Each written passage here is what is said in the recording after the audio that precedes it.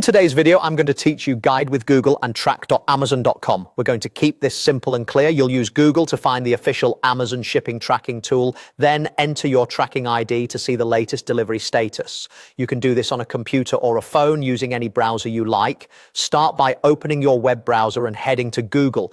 If your browser opens to a search page by default, you're already where you need to be. Using Google here helps you land on the correct page without memorizing any URLs.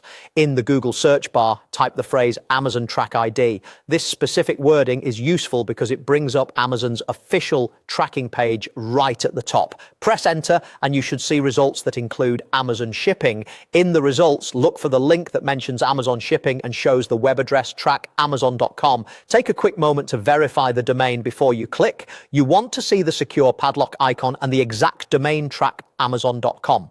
This quick check helps you avoid lookalike sites and ensures you're using the official tool. Once the Amazon shipping tracking page opens, you'll see a field where you can enter your tracking ID. Type your tracking ID exactly as it appears in your shipping email or message.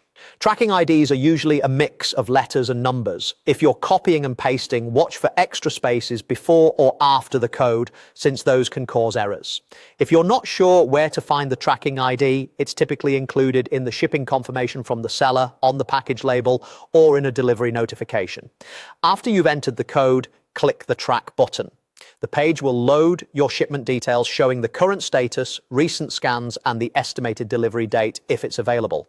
You might see updates like when the package was picked up, arrived at a facility, or went out for delivery. If the information looks out of date, give it a little time and refresh. Tracking systems update as the package moves. If you get an error or no results, double check that the tracking ID is correct and that it's for a shipment handled by Amazon Shipping. Sometimes newly created labels take a short while to populate. If it still doesn't appear, check with the seller to confirm the code.